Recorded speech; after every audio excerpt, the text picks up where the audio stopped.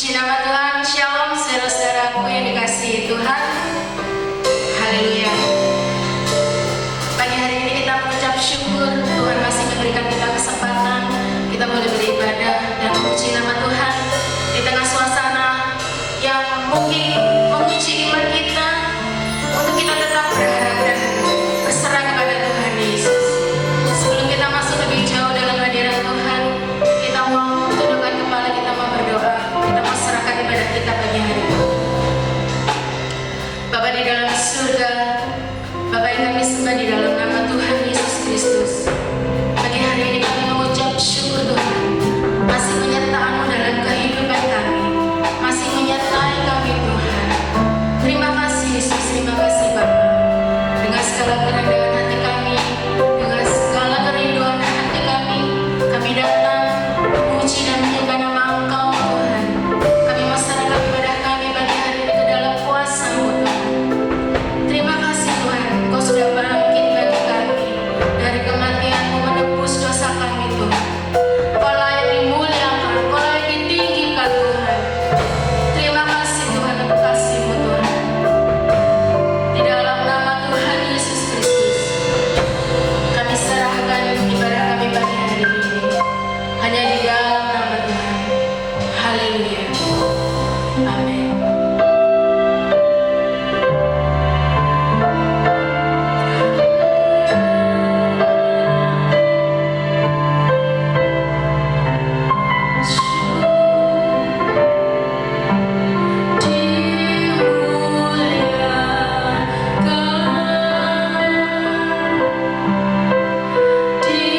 Ditinggikan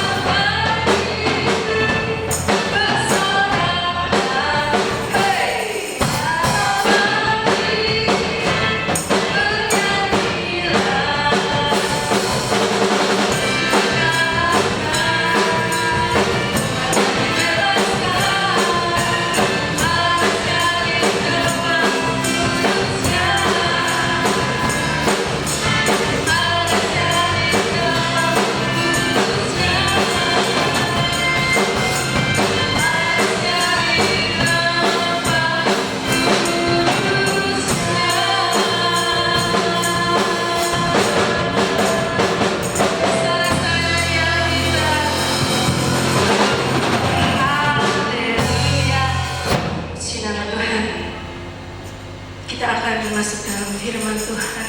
Kita mau siapkan hati kita. Tuhan menebus hidup kita. Tuhan sudah menyerahkan hidupnya bagi kita, menebus dosa-dosa kita. Haleluya Yesus. Besar kasih-Mu Tuhan.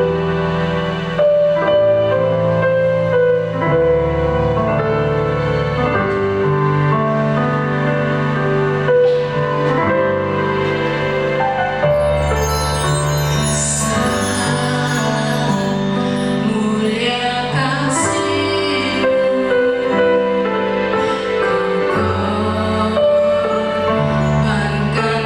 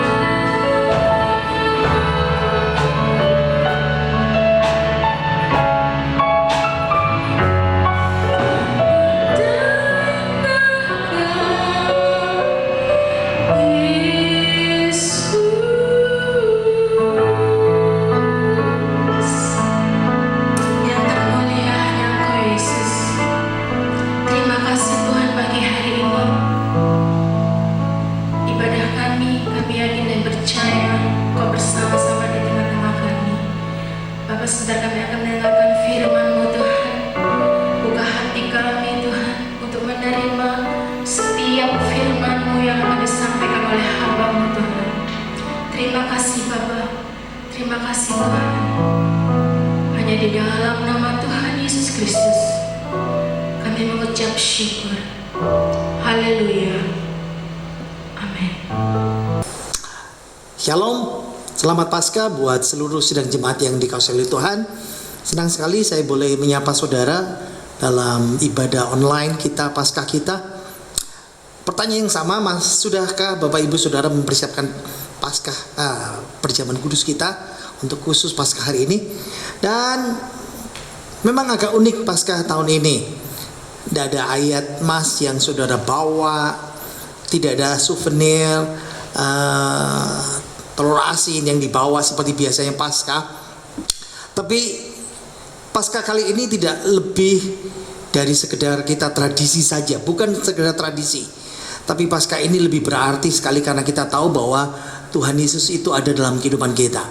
Nah, kalau kemarin Jumat Agung firman Tuhan berbicara tentang salib dan pengampunan, hari ini firman Tuhan akan berbicara kepada kita semuanya tentang salib, tapi salib dan berbuah. Salib dan pengampunan Jumat, dan minggu ini tentang salib dan berbuah.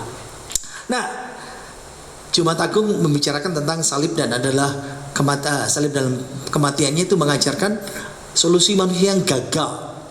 Tapi salib Yesus mengajarkan tentang pengampunan dosa manusia satu-satunya hanya lewat Allah. Nah, mungkin agak susah orang banyak mengerti kalau salib dan pengampunan bisa dilihat. Tapi apa hubungannya ya salib dengan berbuah seperti itu? Nah, sebelum saya mau menyampaikan isi ayat firman Tuhan, nats utama kita, saya mau kasih ilustrasi pembuka lebih dulu untuk mengerti. Kita pernah mendengar cerita tentang pangeran yang dikutuk menjadi katak, kodok. Itu memang dongeng, bukan cerita nyata. Ya, pangeran yang dikutuk jadi kodok, lalu kalau kutukannya itu terlepas kalau dia bertemu dengan princess, ketemu dengan putri. Nah, tapi ada cerita yang sedikit berbeda dari versi. Nah, ini pangeran kodok ini yang sudah pangeran sudah jadi kodok ini, dia tunggu-tunggu ada wanita yang datang, putri yang datang menghampiri dia, sehingga dia datang sama seorang peramal, kodok peramal yang terkenal, yang jago, bisa meramal banyak hal. Pangeran kodok ini tanya, kira-kira kapan kutukan saya ini berakhir? Apakah saya beruntung dalam urusan asmara? Lalu peramal kodok itu membaca telapak tangannya. Saya juga nggak tahu ya apakah kodok bisa dibaca telapak tangannya. Nah, tapi peramal itu berkata bahwa, oh, saya sudah tahu jawabannya. Kamu mau dengar kabar baik dulu atau kabar buruk? Mana yang kamu pilih? Jadi sang pangeran kodok itu lebih memilih, saya mau dengar kabar baik dulu lah. Jadi sang peramal itu berkata, oke, kamu akan bertemu seorang gadis cantik. Wow, dia akan tertarik kepadamu. Dia ingin mengetahui segala sesuatu tentang dirimu, dan kamu akan terbuka di hadapannya. Kamu berikan hatimu padanya. Great, nah itu hebat sekali kata sang kodok kita. Lalu berita buruknya apa? Sang dukun itu berkata, kamu akan bertemu dengan dia di kelas biologi. Paham? Kalau saudara nggak paham, kita dulu waktu masuk sekolah di kelas biologi, kita kan bikin eksperimen kodok. Kodok itu dibelah, disobek-sobek. Nah, itu cerita ini gambarannya seperti itu. Oke. Kita akan baca nas pembimbing kita salib dan berbuah dalam Injil Yohanes pasal 12 ayat yang ke-23 dan ayat yang ke-24. Tetapi Yesus menjawab mereka, katanya, telah tiba saatnya anak manusia dimuliakan. Aku berkata kepadamu, sesungguhnya jika biji gandum tidak jatuh jatuh ke dalam tanah dan mati, ia tetap satu biji saja. Tetapi jika ia mati, ia akan menghasilkan buah. Nah, Bapak Ibu Saudara, kita harus mengerti bahwa cerita tentang firman Tuhan ini, Tuhan Yesus, dia sudah menubuatkan, dia sudah bercerita, dia sudah menggambarkan ketika waktu dia pertama sebelum dia mati berkorban buat kita semuanya, dia mengajarkan seperti ini. Sebelumnya, mungkin sudah sedikit agak heran ya, ini khotbah Paskah kok ayatnya berbeda, tapi intinya sama. Ini pengajaran yang mengajarkan bahwa Tuhan Yesus itu mau rela mati untuk kita semuanya. Biji, kalau dia tidak mati, dia bisa bertumbuh dan berbuah. Jadi Yesus mengajar bahwa salib dan berbuah menggambarkan bahwa Yesus itu rela mati buat kita untuk dimuliakan. Bapa dimuliakan, anak dimuliakan, rela mati karena sesudah kematian hidup kembali dan berbuah banyak. Buah banyak itu adalah banyak orang diselamatkan. Itulah prinsip tentang salib dan berbuah. Tapi beda ya sama prinsip manusia. Bagian yang pertama tentang salib dan berbuah, manusia, bagian yang pertama, kita ini cenderung memilih hidup dan tidak mau mati. Kita lebih cenderung untuk memilih hidup dan tidak mau mati. Kenapa saudara? Coba ya. Karena banyak prinsip-prinsip hal-hal surgawi, prinsip-prinsip Alkitab, bicara hal-hal surgawi ya, itu menggunakan satu gambaran yang, dan itu membingungkan pikiran duniawi kita. Lihat ya, pikiran duniawi kita berbeda dengan pikiran surgawi yang dalam Alkitab. Dan hal yang surgawi itu banyak acap kali membingungkan dan kita tidak bisa pilih, tidak mau pilih. Misalnya begini, coba ya bagian yang pertama. Misalnya saya kasih contoh, manusia lebih suka melihat harta yang berlimpah dan terlihat. Coba ya, kita lebih senang kita melihat nyata, ada uang, ada harta yang banyak, yang melimpah. Tapi Alkitab mengajarnya nggak seperti itu. Kita memperhatikan yang tak kelihatan. Beda kan? Manusia kita memilih yang kelihatan, yang jelas, kaya, banyak harta. Tapi Alkitab mengajarkan beda. Memperhatikan yang tak kelihatan. Apa itu? Karena yang tak kelihatan itu adalah kekal. 2 Korintus 4 ayat 18. Nah, yang kedua misalnya, kita manusia lebih baik dan lebih suka memilih kita jadi bos. Nah, istilah zaman sekarang ini adalah istilah jadi sultan. Sultan mah bebas berbuat apa saja. Sultan itu merdeka. Tapi Alkitab tidak ngajar kita harus jadi sultan. Kita menjadi merdeka dengan jadi hamba. Merdeka dari dosa dengan menjadi hamba kebenaran. Beda kan pikiran Alkitab. Yang ketiga, saya kasih contoh. Kita manusia lega kalau sudah tidak ada beban lagi.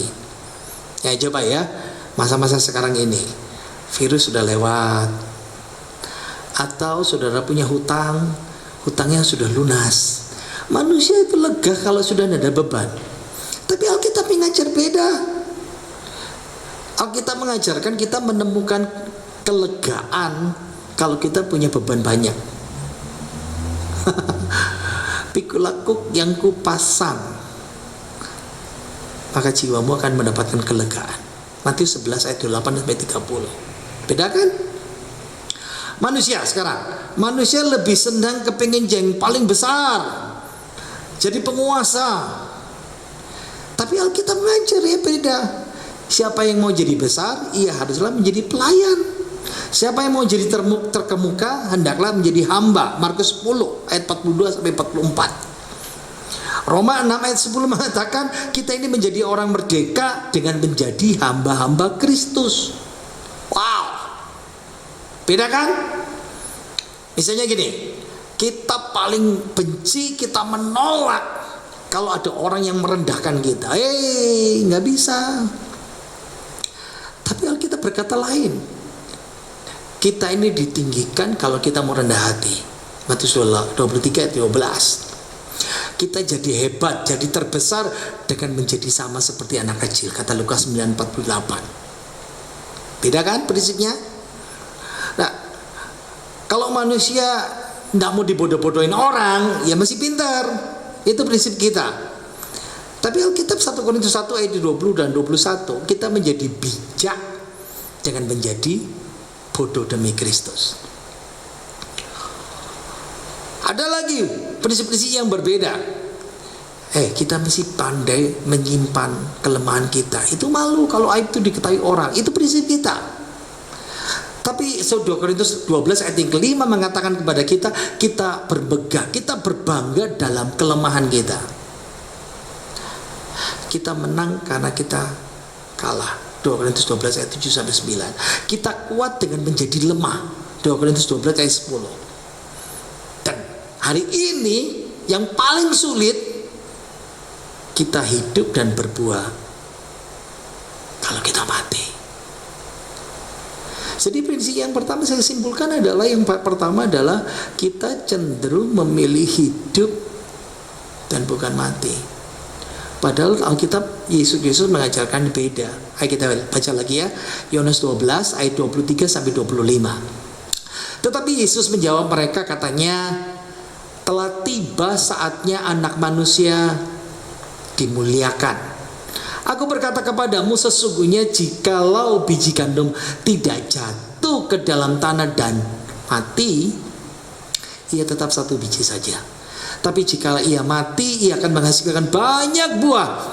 Barang siapa mencintai nyawanya, ia akan kehilangan nyawanya. Tetapi barang siapa tidak mencintai nyawanya di dunia ini, ia akan memeliharanya untuk hidup yang kekal. Wah, ini tentang firman Tuhan, perkataan yang solid. Seperti daftar tadi itu loh.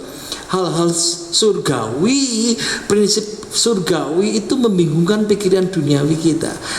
Nah, dalam ayat ini Yesus mengajarkan kita harus mati untuk menghasilkan buah. Jadi bukan pengajaran yang nyaman. Kenapa? Kita ini suka hidup, nggak suka mati. Saya kasih contoh ya. Coba, ketika saya kecil, gereja GBT, Gereja Bethel Tabernakel itu punya buku namanya Nyanyian Tabernakel Glory. Itu hampir kebanyakan pujiannya hampir sama dengan saudara kita Protestan yang punya kidung jemaat. Pujiannya apa itu? Hidup yang kekal. Aku mau pergi ke negeri yang kekal. Tanah surga yang mulia. Tapi tren lagu zaman sekarang, khotbah zaman sekarang beda. Orang lebih suka dengar khotbah menyanyi tentang hidup yang diberkati, hidup yang berlimpah. Kita sekarang cenderung tidak suka menyanyi lagu-lagu tentang surgawi, rumah surgawi, karena kita sudah terbiasa nyaman dengan dunia ini. Kita menyukai kenyamanan, kemewahan, cinta banyak uang, cinta banyak harta. Harus disadari. Dan sekarang yang kita alami dalam virus corona yang menghantam seluruh dunia, membuat orang diam di rumah dan memikirkan, apa arti Paskah di tahun ini? Apa arti Paskah kita stay at home? Semua kenyamanan hidup, kemudahan hidup, kenikmatan hidup kita dirampas. Kita cenderung memilih hidup dan bukan mati. Tapi firman Tuhan bilang sama kita sekarang, tujuan hidup kita ini bukan di sini, tapi di surga. Makanya ayat ini kurang disukai. Orang lebih suka tentang ayat bicara tentang firman Tuhan yang berbicara kelimpahan, hidup berlimpah dan semuanya seperti itu. Bagian yang kedua ya, salib dan berbuah. Firman Tuhan mengajarkan kita, kenapa sih kita harus mati? Ingat ya, manusia lebih suka memilih hidup daripada mati. Tapi firman Tuhan mengajarkan bagian yang kedua, kita mati untuk berbuah. Ayo kita baca lagi ayatnya ya. Yohanes 12 ayat 23 dan sampai 24. Tapi Yesus menjawab mereka, katanya, telah tiba saatnya Anak Manusia ditinggikan. Aku berkata kepadamu, sesungguhnya jika biji gandum tidak jatuh ke dalam tanah dan mati, ia tetap satu biji saja. Tetapi jika ia mati, ia akan menghasilkan banyak buah seperti itu. Nah, seorang penafsir Alkitab dia mencatat ada 6 kali Yesus menyebutkan pentingnya hidup yang menghasilkan buah. Dan catatannya dia berkata bahwa 5 dari 6 perintah untuk berbuah itu berkait dengan salib, dengan kematian, semuanya itu. Mungkin kita berdalih sama Tuhan, gini. Oke. Saya itu bukannya tidak mau berbuah. Oh, saya kepingin berbuah untuk Tuhan. Tapi jangan jalan yang seperti ini. Saya nggak mau jalan kematian. Saya nggak mau jalan yang sukar. Karena lebih menyenangkan kalau kita punya hidup diberkati Tuhan, nyaman, daripada lewat jalan namanya kematian. Kenapa? Ingat poin yang pertama tadi itu. Kita lebih suka memilih hidup daripada mati. Tapi firman Tuhan prinsip yang kedua ini mati untuk berbuah. Saya kasih contoh ya, beberapa tokoh-tokoh di Alkitab yang memilih untuk mati dan berbuah. Tapi masalahnya adalah, ingat ya bagian yang pertama tadi itu, ada orang yang suka memilih hidup daripada mati. Nah, kalau bagian yang pertama itu menjadi bagian kita, masa sih harus mati dulu untuk berbuah? Yesus sudah bilang, satu biji kalau tidak mati, dia tidak akan bertumbuh dan berbuah. Itu jalan, itu sebabnya kenapa Yesus harus mati buat kita. Karena dia mengajarkan supaya kita berbuah, memenangkan banyak jiwa. Itu bagian ketiga, nanti kita lihat ya. Tapi kalau kita memilih untuk hidup, bukan kematian. Saya kasih contoh ya, 3 contoh dalam Alkitab. Contoh yang pertama tentang ada 12 mata-mata yang diutus oleh Musa untuk jadi spionase. Coba kamu datang ke negeri Kanaan, amatilah negeri itu. Dari 12 mata-mata, 2 mata-mata Yosua dan Kaleb itu yang masih pegang teguh firman Tuhan. Tapi 10 mata-mata yang pergi ke Kanaan, lalu mereka pulang dan lalu mereka berkata, aduh, kami gak mau pergi ke sana. Negeri itu memang enak, indah, tapi masalahnya kami seperti belalang yang kami lihat orang-orang raksasa. Kotanya berkubu-berkubu, kami takut. Ayo kita kembali. Orang 10 mata-mata itu lebih memilih hidup daripada mati, cari selamat. Padahal kalau kita memilih mati, itu berarti kita berbuah. Nah, itu contoh yang pertama. Contoh yang kedua adalah penguasa muda yang kaya raya yang datang kepada Yesus. Dia lebih, ketika Yesus berkata, jual segala hartamu, bagikan kepada orang miskin, lalu datang ke sini dan ikutlah aku. Lalu dia pergi, dan dia pergi karena sedih, karena hartanya banyak. Padahal dia datang kepingin mau memiliki hidup yang kekal dalam nama Yesus. Cerita Paskah sekarang. Petrus diperingatkan Tuhan, Petrus, kamu akan menyangkal aku 3 kali. Oh enggak, aku enggak mau. Tapi apapun yang terjadi, akhirnya Petrus lebih memilih menyelamatkan dirinya sendiri ketika itu. Aku tahu dari logatmu, kamu orang Galilea, kamu pengikut orang itu. Petrus berkata, aku nggak kenal dia, sorry, aku nggak kenal. Dia menyangkal mengenal Yesus 3 kali. Lalu yang berkokok, tiga kelompok, tiga orang tadi itu. 10 mata-mata, penguasa muda yang kaya raya, dan Petrus. Mereka memilih mencari selamat, mereka memilih cari hidup daripada mati. Tapi Alkitab menyimpulkan mereka menyesali semua keputusan mereka yang gak berani mati itu.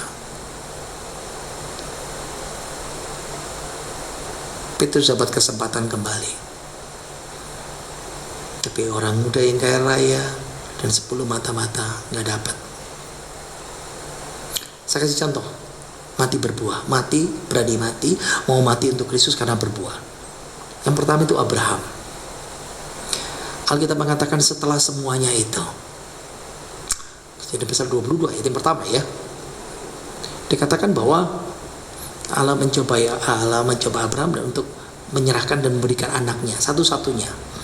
Abraham, serahkan anakmu yang satu-satunya itu. Lalu Abraham rela, dia serahkan.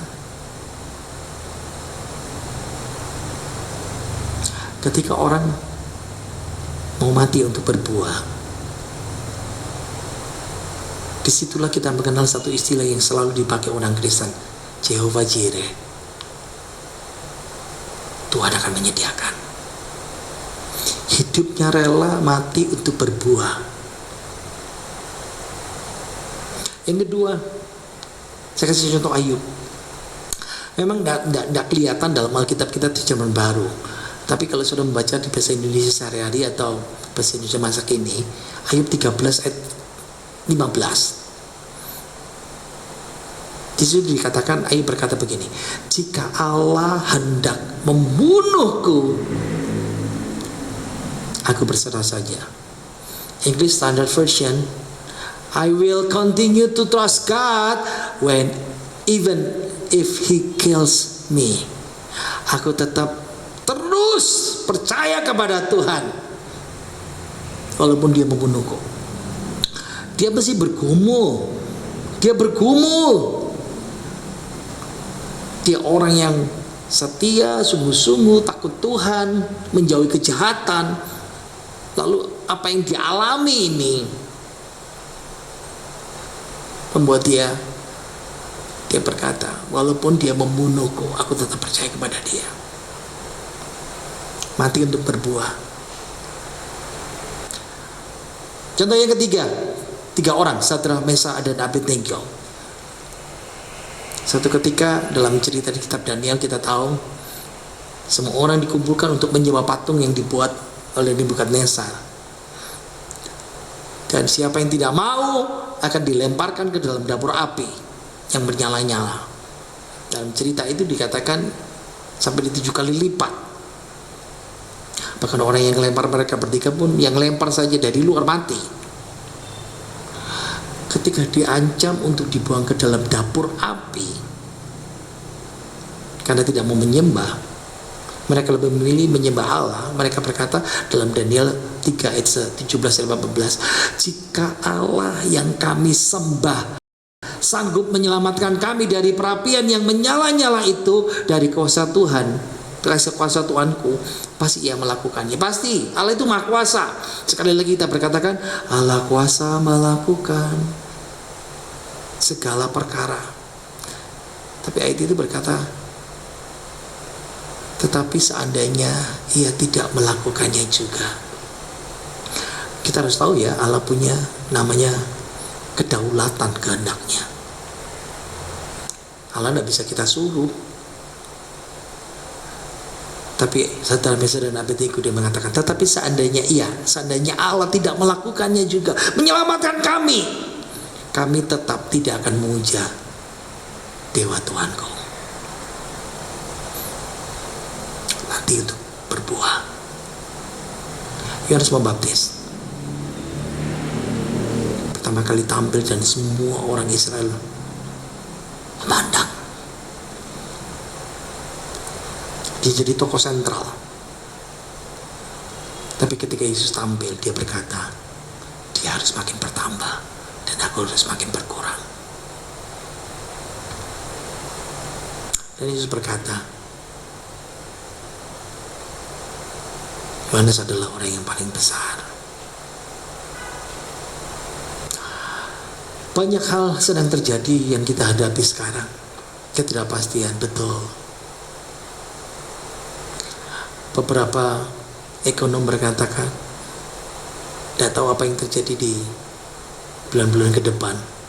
Kalau ini tetap berkelanjutan, badai resesi menghantam dunia dan Indonesia. Beberapa pengusaha berkata kalau ini berlanjut sampai bulan Juni, kami hanya bisa tahan sampai Juni. Masalah tantangan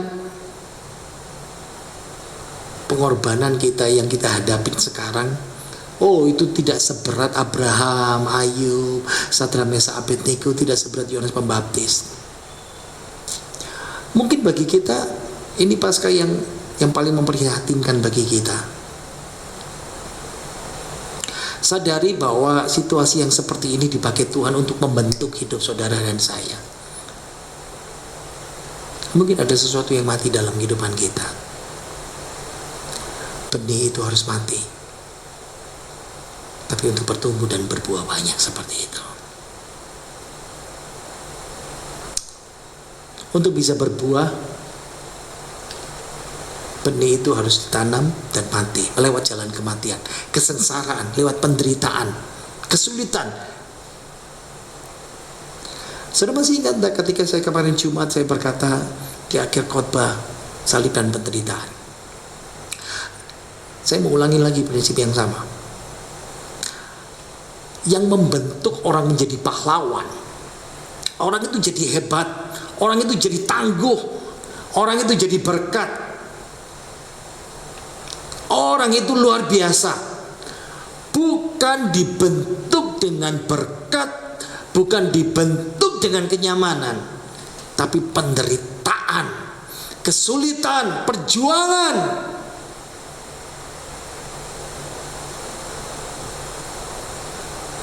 Inilah saat bagi kita untuk dibentuk oleh Tuhan. Ingat ya, prinsip yang kedua, kita mati untuk berbuah. Prinsip yang pertama, kita lebih suka memilih hidup daripada mati. Tapi Tuhan mengajar kita harus mati untuk berbuah. Yang ketiga, bagian yang ketiga. Bagian yang ketiga adalah kematian itu datang. Kematian itu datang sebelum kebangkitan. Nah, sama seperti Yesus. Yesus mati, lalu dia bangkit. Ya, itu Yesus katakan dalam nats pembimbing kita yang utama. Ayo kita baca lagi ya. Yohanes 12 ayat 23 sampai 24. Tapi Yesus menjawab mereka, katanya, telah tiba saatnya anak manusia dimuliakan. Aku berkata kepadamu, sesungguhnya jika biji gandum tidak jatuh ke dalam tanah dan mati, ia tetap satu biji saja. Tetapi jika ia mati, ia akan menghasilkan buah banyak. Hari ini peringatan kebangkitan, pasca kebangkitan Tuhan Yesus.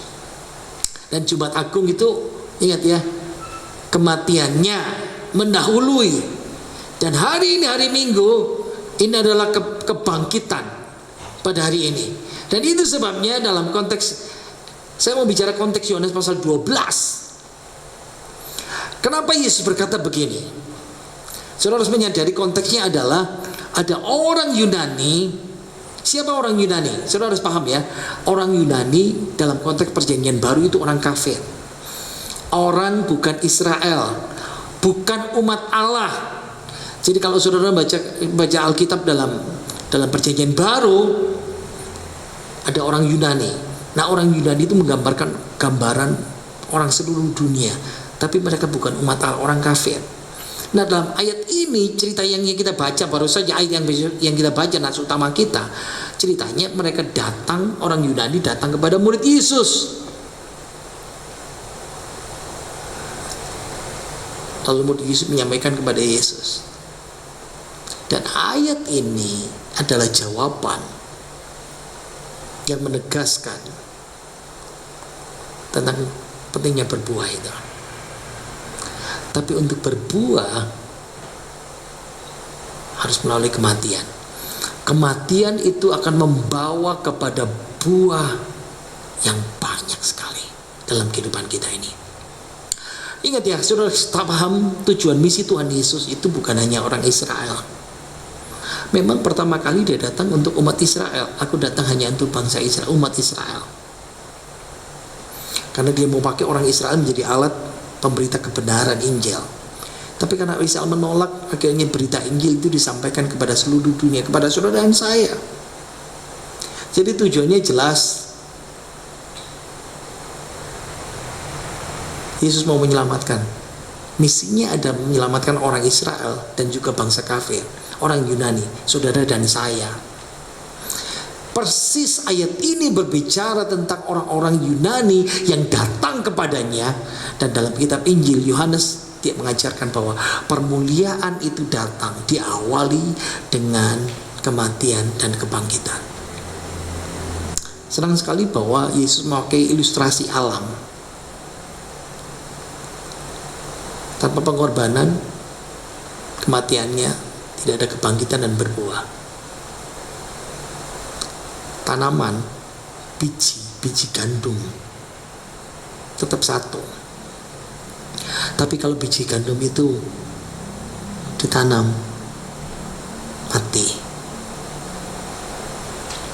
dia akan bertumbuh, dan ketika sudah matang, biji gandum yang satu yang sudah mati itu akan berbuah banyak. Hari ini peringatan pasca kemenangan Yesus, kebangkitan Yesus dari kematian. Firman Tuhan salib dan berbuah. Apa yang kita terapkan? Berarti kita menerapkan satu prinsip. Ada enggak benih-benih, biji-biji tertentu yang harus mati dalam kehidupan kita? Saya mau kasih gambaran satu hal saja tentang bicara prioritas kita. Kalau bicara prioritas kita kepada Tuhan, oke, saya kasih gambaran sederhana ini saja ya. Gini aja. Walaupun sekarang bukan tanggal merah ya, tapi kita seperti tanggal merah ya. Tapi liburannya di rumah nggak enak. Semua orang kan pengen libur jalan-jalan. Kalau orang pengen liburan, pasti tak mungkin tidak bawa barang kan. Ya, tapi kesalahan umum yang paling besar ketika orang pergi berlibur, tasnya itu kelebihan bawaan barang-barang. Entahkah bawa baju lebih, maaf jangan tersinggung, wanita-wanita apalagi, sepatu 2, sandal 2, mungkin 2, 3, baju lebih dari banyak yang dipikir butuhkan. Pikirkan ya,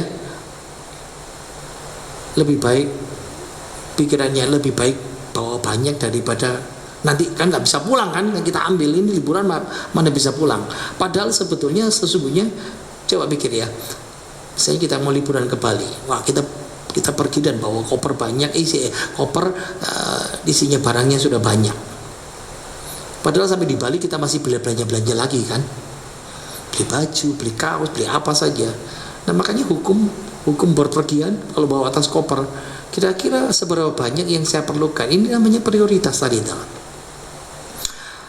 Oke, saya mau bicara tentang prioritas. Ayo kita baca ya, Lukas 9 ayat yang ke-59 sampai 62. Tapi kita lompat ayat 60-nya dari dibaca, kita baca dari versi bahasa Indonesia masa kini.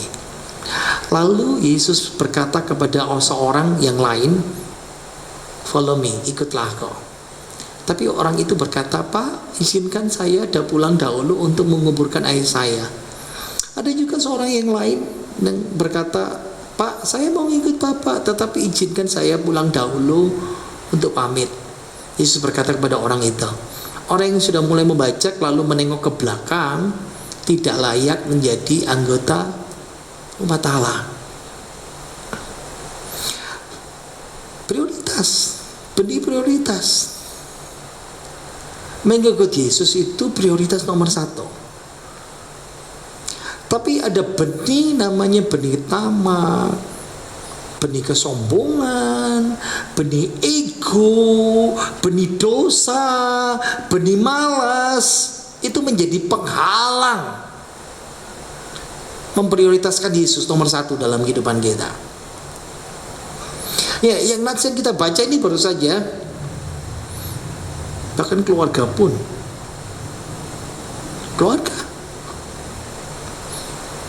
Keluarga nomor satu, bukan Yesus.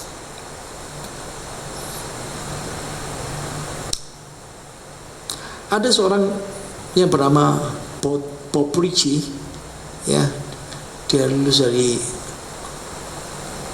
universitas, lalu dia punya impian menjadi orang kaya.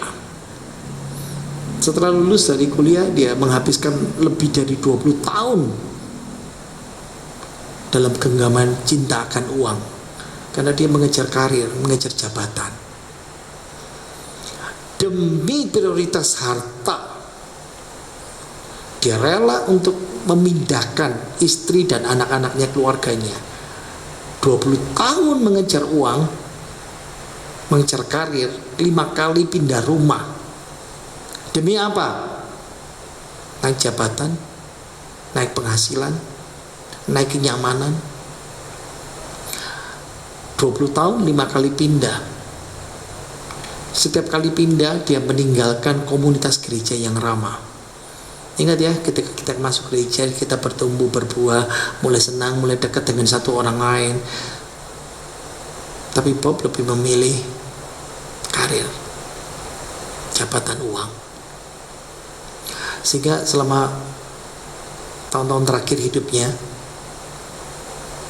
akhirnya Bob tersesat dengan meninggalkan banyak, meninggalkan jam ibadah.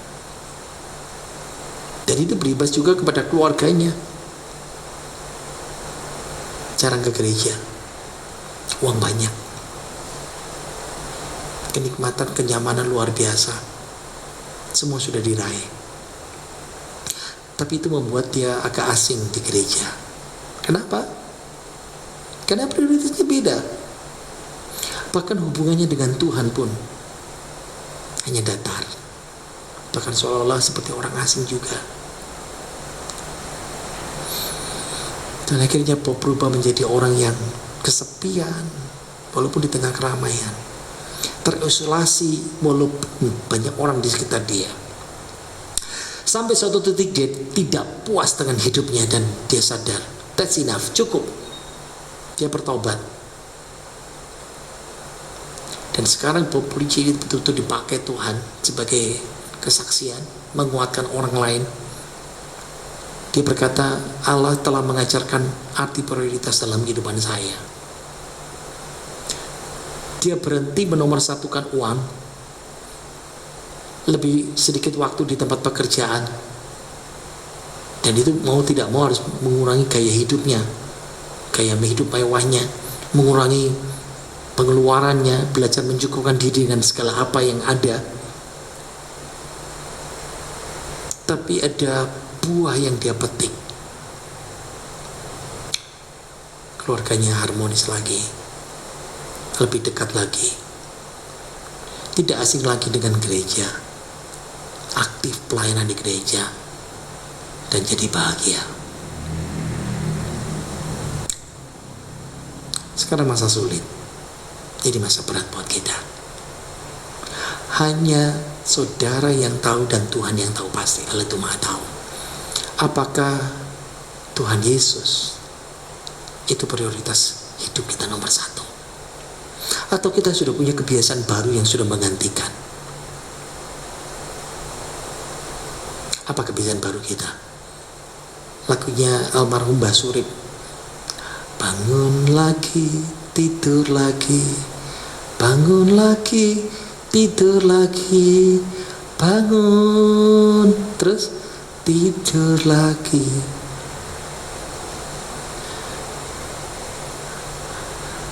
Gembala tidak bisa pantau, saudara, apakah ibadah apa enggak, prioritas Tuhan Yesus apa enggak, setia atau enggak, masih tetap berdoa setiap hari apa enggak, masih baca Alkitab tiap hari apa enggak, apakah sudah setia ibadah melalui online walaupun lewat online. Masa karantina ini, masa stay at home ini masa dimana benih kita mati. Pakai Tapi ketika waktunya wabah berlalu, benih kita mulai bertumbuh jadi kecambah, bertumbuh dan akhirnya besar, dan kita bisa berbuah buat Yesus. Itu sebabnya yakinlah Tuhan mau memahami, saudara dan saya memahami pesan pasca kebangkitan hari ini, salib dan berbuah. Kita akan menyanyi dari klip pujian kita tentang bagikan bejana.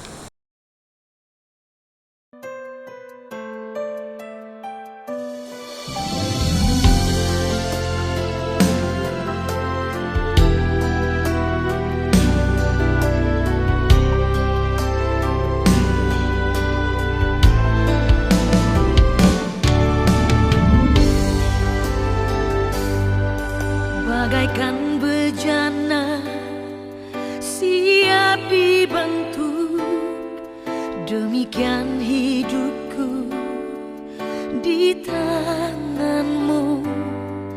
Dengan urapan kuasa rohmu, ku dibaharui selalu.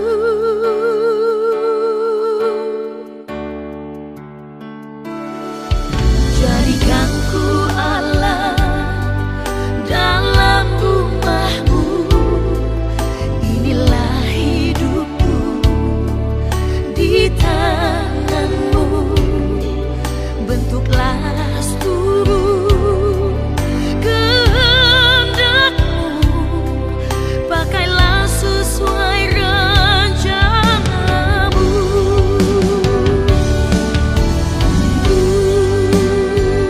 Mau sepertimu Yesus, disempurnakan selalu dalam segenap jalanku, memuliakan namamu.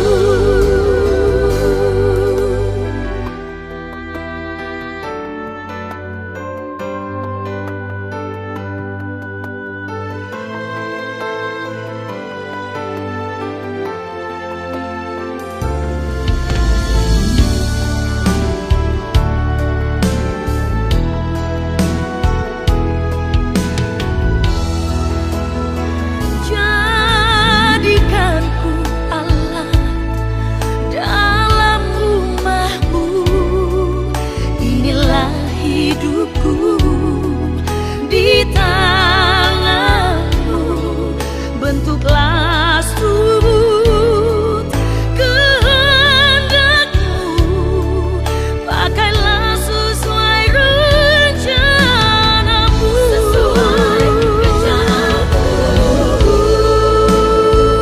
Mau sepertimu Yesus, disempurnakan selalu dalam segenap jalanku, memuliakan namamu.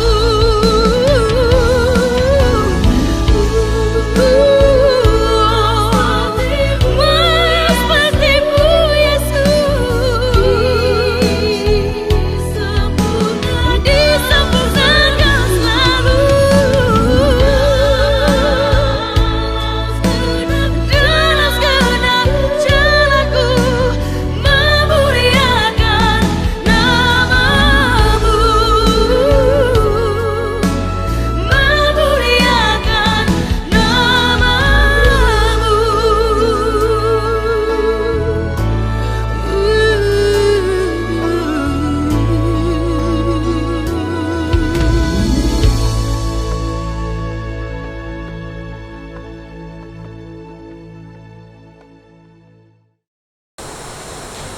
Bapa kami dalam sorga, kami bersyukur untuk kebaikan-Mu yang sungguh luar biasa buat kami. Hari ini kami sudah mendengar firman-Mu tentang salib dan berbuah. Jujur Tuhan, secara manusia kami lebih memilih nyaman, enak, hidup, tidak mau sengsara, tidak mau sulit, tidak mau menderita, tidak mau susah, apalagi mati Tuhan. Tapi prinsip firman-Mu mengajarkan kepada kami bahwa kematian itu Tuhan lakukan untuk berbuah, dan itu yang Tuhan mau dalam kehidupan kami. Kebangkitan datang sesudah kematian, seperti yang Yesus lakukan. Tuhan, biarlah kami bisa melihat itu semuanya dalam kehidupan kami dan mau melakukannya dalam kehidupan kami. Kami percaya kasih-Mu, kemurahan-Mu begitu luar biasa. Tolong kami Tuhan memahami prinsip yang sama yang Engkau sudah lakukan buat kami.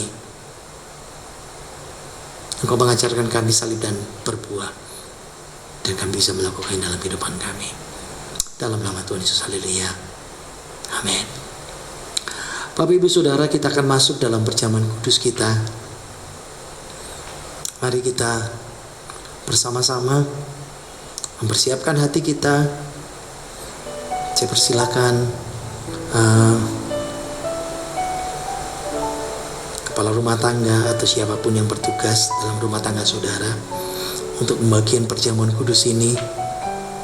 Dan sementara kita berdoa terus mengingat tentang pengorbanan Yesus yang mati dan bangkit dalam kehidupan kita. Sementara perjamuan kudus dibagikan dan dipersiapkan, mari kita menyembah Tuhan.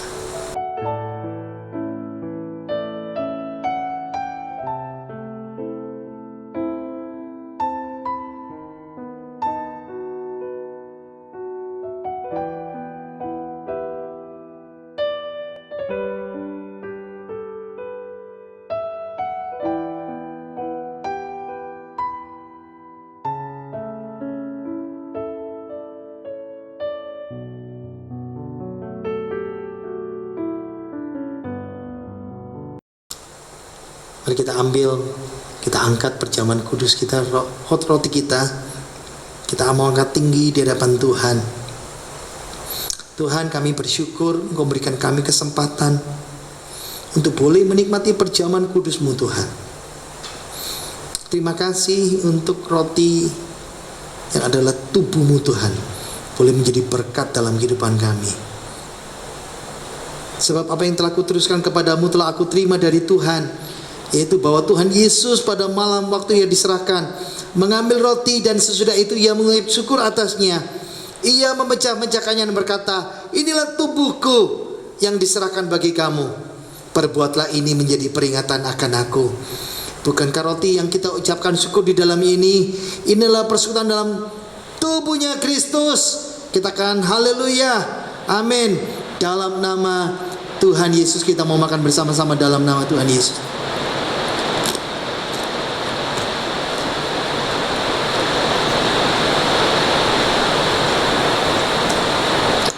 Angkat cawan kita ini.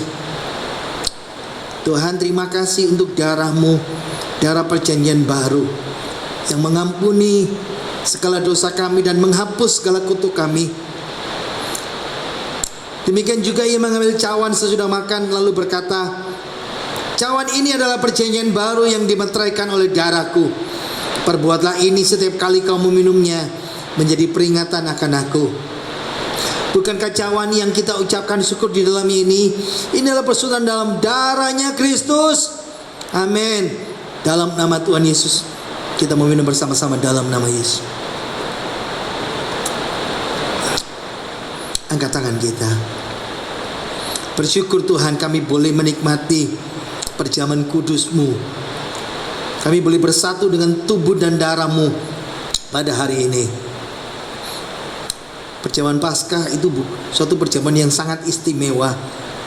Kami boleh mengingat kembali Yesus sudah mati, Yesus sudah bangkit buat kami. Yesus yang luar biasa buat kami, menyelamatkan, Allah dan Juru Selamat kami. Dan Engkau juga mengajarkan kami pada hari ini salib dan berbuah. Dan biarlah kami juga sama Tuhan, prinsip yang sama bisa kami lakukan dalam kehidupan kami. Kami rela mati untuk berbuah bagi Kristus. Terima kasih hari ini kami boleh menikmati perjamuan kudus-Mu, dan kiranya kami boleh dikuatkan di dalam nama Tuhan Yesus Kristus. Haleluya. Amin. Bapak Ibu Saudara, saya ucapkan sekali lagi selamat Paskah. Kita terus bersuka cita, kita terus percaya bahwa kasih dan kemurahan Tuhan terus menaungi kehidupan kita. Kita terus berdoa setiap hari untuk bangsa kita, berdoa untuk pemulihan negeri ini, berdoa untuk pemulihan dunia dari virus corona, berdoa supaya pemulihan juga ekonomi bangsa kita.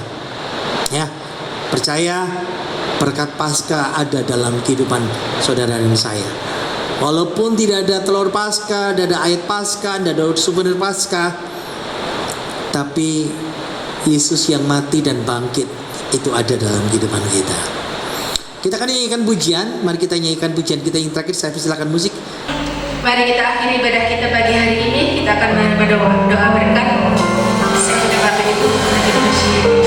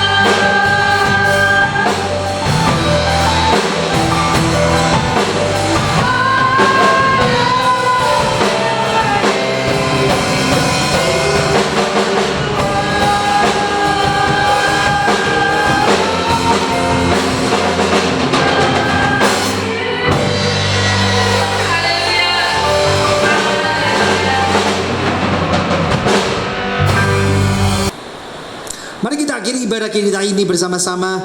Kita mau angkat tangan kita dan percaya Tuhan memberkati kita semuanya. Terima kasih Tuhan, di akhir ibadah ini kami berdoa untuk sidang jemaat-Mu. Kami berdoa untuk bangsa dan negara kami. Kami berdoa untuk pemulihan virus corona ini Tuhan. Tuhan, kami butuh kuasa-Mu bekerja dalam kehidupan kami. Engkau juga terus bekerja untuk pemulihan ekonomi bangsa kami. untuk kehidupan kami sehari-hari. Kami percaya kami punya Allah yang luar biasa, yang mencukupi kami dalam segala hal. Apapun yang kami perlukan, Tuhan memberkati kami semuanya. Kami juga berdoa untuk pembangunan gereja kami. Kami berdoa untuk kesehatan kami semuanya, untuk kebutuhan rohani dan jasmani kami. Ajarkan kami Tuhan, sungguh-sungguh mau mencari Engkau seumur kehidupan kami. Sebentar kami akan pulang dan kami akan melakukan semua kegiatan kami. Tuhan berkati, Tuhan sertai kami semuanya. Mari kita mengangkat tangan kita. Diberkatilah kaum pria, diberkatilah kaum wanita, diberkatilah suami istri, diberkatilah anak-anak pemuda-pemudi. Tuhan memberkati rumah tangga kita dengan damai sejahtera melimpah. Tuhan berkati segala usaha pekerjaan, toko karir dan proyek kita. Tuhan berkati ibadah dan pelayanan kita. Tuhan berkati hidup kita mulai hari ini sampai selama-lamanya. Kiranya berkat dari Bapa, Putra, Roh Kudus menyertai kita di dalam nama Tuhan Yesus. Semua yang percaya berkata, amin. Tuhan berkati kita semuanya. Shalom, Tuhan berkati.